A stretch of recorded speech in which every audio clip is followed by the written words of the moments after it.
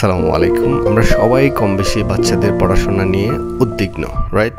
So আমিও আমার ছেলের পড়াশোনার ব্যাপারে খুব কনসার্ন।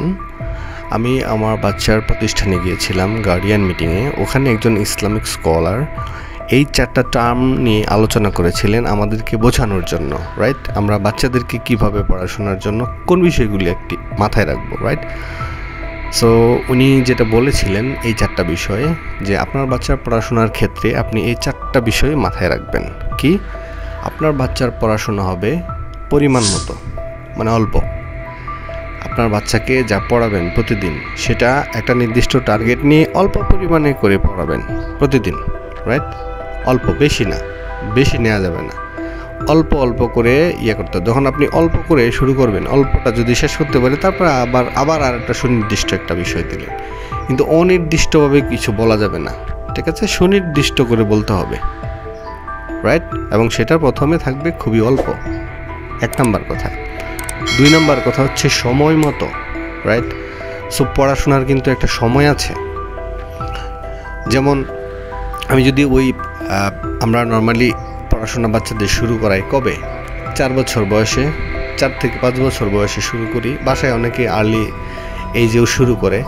সো আমি বলবো যে টাইমলি পড়ালেই ভালো, মানে আপনার এক্স্যাক্ট প্রপার টাইম যেটা, সেটা পড়াশোনা স্টার্টিংয়ের ব্যাপারটাই যেটা বলছি। আর এমনিতে রেগুলার যে পড়াশোনা আছে এইটাতেও একটা নির্দিষ্ট সময় আছে, রাইট?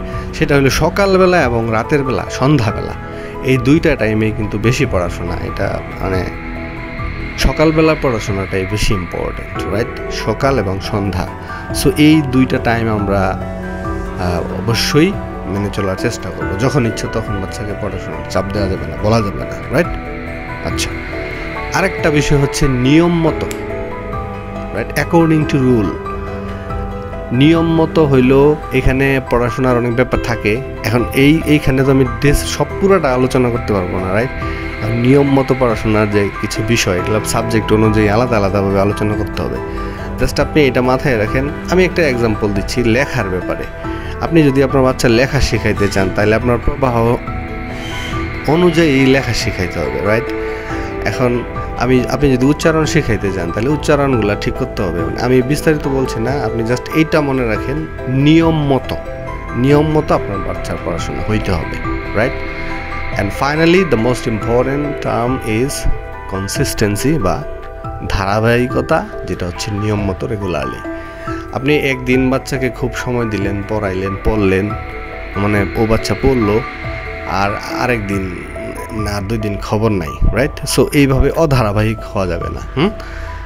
ধারাবাহিকভাবে নিয়মিত বাচ্চার পড়াশোনার ব্যাপারে আপনার মনোযোগ রাখতে হবে। হ্যাঁ, আমি খেয়াল করে দেখছি যে এই 4টা টার্ম শুধুমাত্র বাচ্চার পড়াশোনার ক্ষেত্রেই যে অ্যাপ্লিকেবল, বিষয়টা এরকম না। হ্যাঁ, আমরা যদি আমাদের দৈনন্দিন কাজে অথবা অনেক বড় বড় প্রজেক্টের ক্ষেত্রে, জীবনের ক্ষেত্রেও এই 4টা বিষয় খেয়াল করি, আমার মনে হয় খুব বেশি ইফেক্টিভ, রাইট? আমি আর একটু মনে করাই দেই বিষয়গুলা। সেটা হচ্ছে শর্টলি বা পরিমাণ মতো, অল্প পরিমাণ মতো, সময় মতো, নিয়ম মতো, যেটা হচ্ছে অ্যাকর্ডিং টু রুল, আর নিয়মিত, যেটা হচ্ছে রেগুলারলি অর কনসিস্টেন্টলি, রাইট?